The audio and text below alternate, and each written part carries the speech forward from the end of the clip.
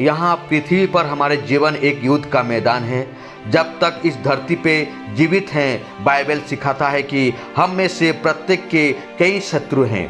मसीह के पास आने वाले बहुत से लोग इस समस्या से गुजरते हैं, लेकिन केवल एक महान आध्यात्मिक संघर्ष की शुरुआत का प्रतीक है।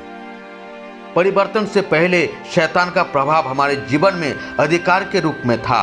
उसका मन मुताबिक चल रहा था और लड़ाई भी नहीं करनी पड़ती थी। लेकिन जब हमने प्रभु के पक्ष में कदम रखा, संघर्ष एक प्रमुख मुद्दा बन गया। जब परमेश्वर के संतान हो जाने के बाद इस पृथ्वी में तीर्थयात्री और अजनबी बन जाते हैं और हम युद्ध के मैदान में पहुंच जाते हैं और युद्ध करने के लिए परमेश्वर के शत्रु, जो कि हमारे भी शत्रु है, उसके साथ युद्ध करते हैं। जिस प्रकार कुलुसियों के पत्री 1 का 21 पद और एफिसियों के पत्री 6 का 12 पद में लिखा है। ईसाई जीवन वास्तव में एक युद्ध है।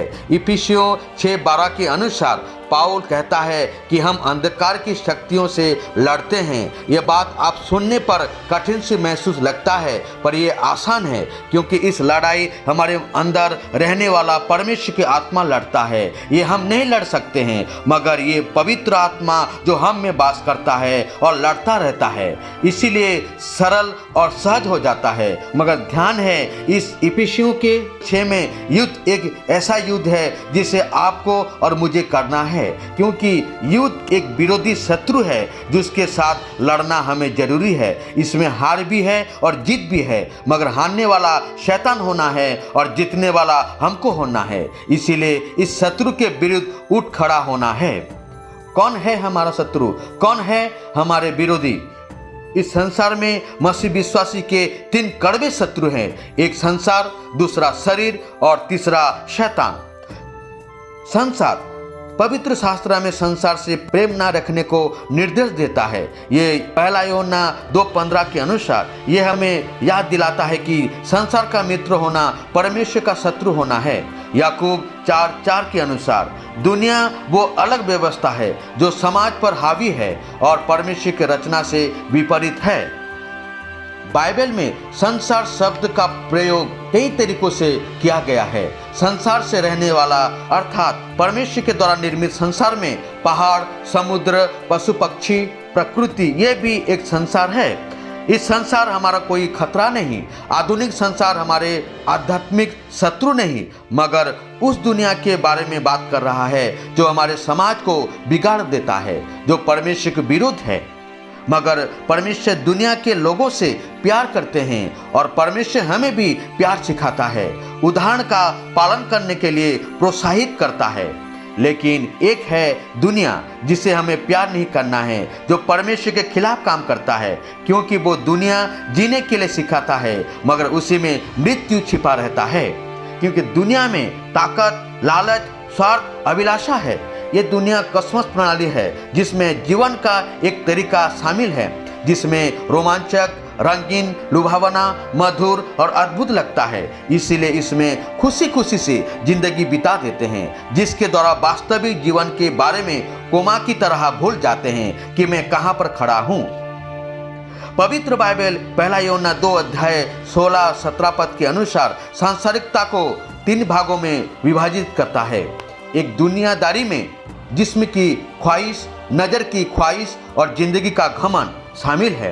ये 3 चीज ज़्यादा युवा और युवती के जीवन में पाए जाते हैं, जो शारीरिक अभिलाषा और आंखों से पापों को आमंत्रित कर लेते हैं। शारीरिक की वासना किसी भी चीज की लालसा है जो इंद्रियों को संतुष्ट करती है।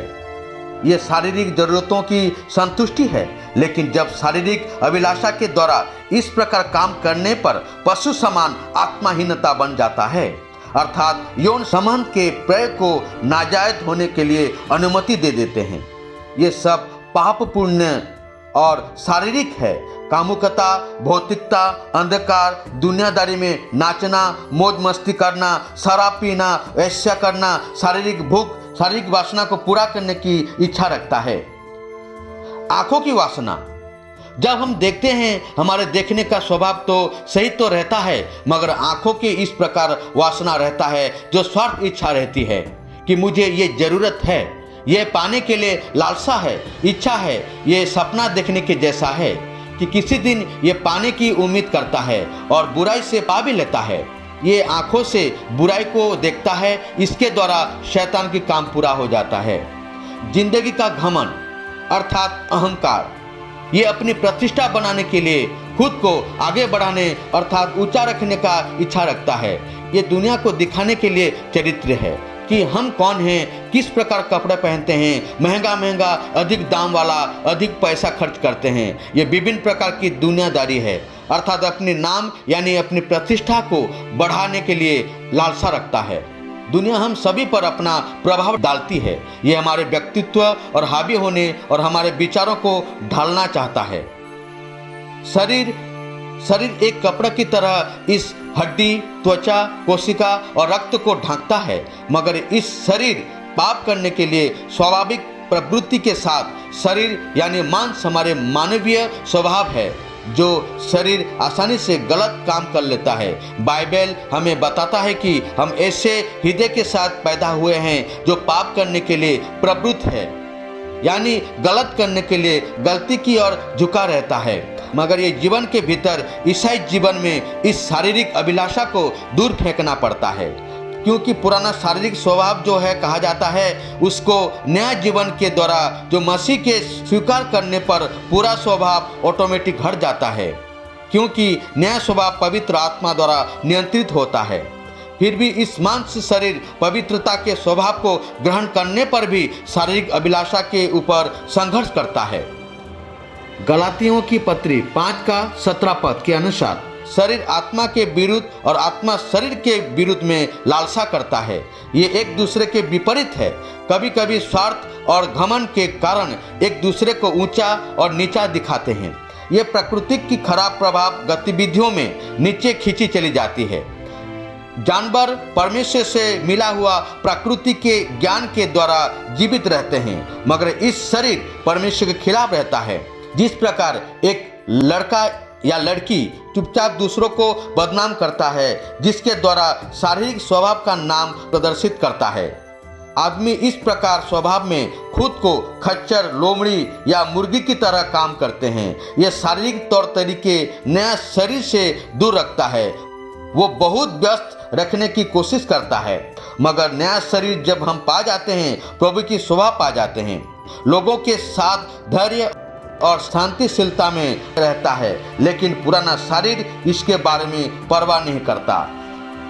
हम ये नहीं कह सकते कि परिवर्तन के क्षेत्र में हमारी पुरानी पापी लालसा पूरी तरह से गायब हो जाएगा। बाइबल सिखाती है कि पुराना स्वभाव अपने शारीरिक भ्रष्टता के साथ अभी भी है। ये हमारे भीतर रह रहा है, क्योंकि दुनिया का प्रभाव के कारण जब हम घुल मिल रहे हैं, वो फिर से उठता है पाप करने के लिए, नीचे की ओर झुकाने के लिए शैतान का काम करता रहता है। गलातियों की पत्री 5:19 से 21 के अनुसार जब तक शारीरिक में रहेंगे तब तक हमें इस शरीर से इस प्रकार काम नहीं करना है। शैतान हर समय बदनामी का सुझाव देता है। शैतान एक व्यक्तिगत शत्रु है। वो परमेश्वर का रचना के विरोध करता है और सच्चे लोगों को प्रलोभित करता है। शैतान के बारे में पूरा जानने के लिए ऊपर कमेंट को क्लिक करके आप देख सकते हैं। बाइबल मत्ती 13:19, यूहन्ना 8:41, पहला पतरस 5:8 के अनुसार शैतान को दुष्ट, हत्यारा, झूठा और झूठा का पिता शैतान नाश करना चाहता है। शैतान राक्षसों का बड़ा नेता है। वो दुनिया के ऊपर हावी है और परमेश्वर पर विश्वास करने वाले उद्धार पाए हुए लोगों के ऊपर पराजित करने के लिए खड़ा रहता है। बाइबल धोखेबाज, झूठा, हत्यारा, दोष लगाने वाला, प्रलोभन देने वाला, दुष्ट राजकुमार, बहकाने वाला, विरोध करने वाला, मातम बोता है, बाधा डालता है, प्रलोभन करता है, निंदा करता है। वो बुद्धिमान तो है मगर विनाशकारी है। उसका अपना आराधनालय है। प्रकाशित वाक्य 2:9 के अनुसार अपना सुसमाचार है। गलातियों की पत्री 1:6 के अनुसार उसके सेवक भी हैं। दूसरा कुरिन्थियों 11:14-15 उसका अपना सिद्धांत है। पहला तिमोथी 4:1 यहाँ तक भी उसकी अपनी सामुदायिक सेवा भी है।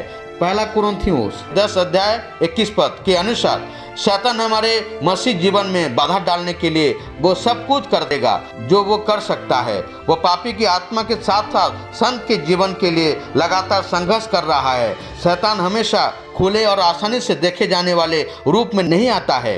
वो अपनी तरीकों से किसी न किसी प्रकार से ऐसा काम करता है जो आपके जीवन में पहले निराशा लाता है, ताकि हमारे जीवन में कमजोरी के ऊपर प्रभाव डाले, कि दिमाग में ऐसा विचार डालने की कोशिश करता है कि आप पूरी तरह से असफल रहे हैं। वो परिवार के ऊपर, बिजनेस के ऊपर, भाईचारे के प्रेम के ऊपर, सच्चे मसीह भाई बहन के ऊपर अपना प्रभाव डालता है, ताकि वो सिद्ध प्रेम विश्वास को अलग करता है। ये सब हमें कैसे निपटना है?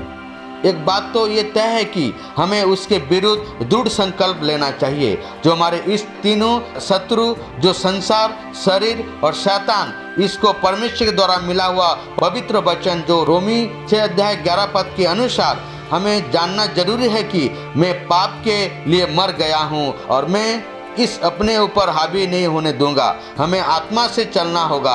और गलातियों की पत्री 5:16 कहता है कि हम शरीर की लालसाओं को पूरा नहीं करना, आत्मा में चलना, यानी पवित्र आत्मा हमारे ऊपर अधिकार होना और शैतान को प्रत्येक काम को विरोध करके उस पर विजय प्राप्त करना है। हमें सचेत रूप से परमेश्वर की इच्छा को हमारे जीवन में पूरा होना है, जैसा बाइबल में कहा गया है। शरीर को दुनिया के भोग विलास में दूर रहना है। पहला पतरस 2:11 के अनुसार हमें निरंतर स्वयं को पाप के लिए मरा हुआ मानना चाहिए, जिस प्रकार रोमियो 6:11 कहता है, मैं पाप के लिए मर गया और यीशु में जीवित हूँ। इसीलिए इस शरीर में बुराई को अपने ऊपर हावी नहीं होना है। मेरे प्रिय भाई बहनों, इस वीडियो को जो आप देख रहे हैं, सुन रहे हैं, मैं प्रार्थना करता हूं कि इस दुनिया में प्रभु की संतान हैं जो यीशु मसीह को प्रेम करते हैं। प्रभु उनको 3 शत्रु जो शैतान लाता है उनको आप बचा के रखिए। उनको इस पवित्र वचन जो पढ़ते हैं और वचन के द्वारा उनको बुराई से दूर रखे। ये यीशु मसीह के नाम से प्रार्थना मांगते हैं, आमीन।